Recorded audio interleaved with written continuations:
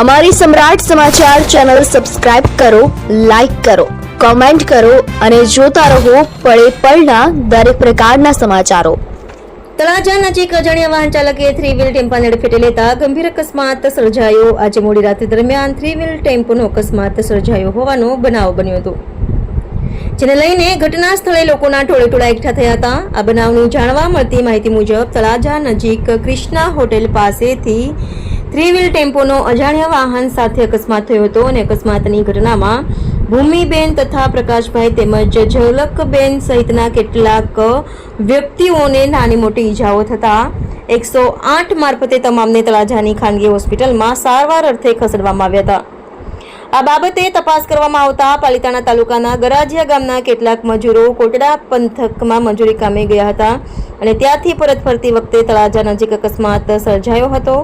Bureau report, સમ્રાટ સમાચાર, તળાજા।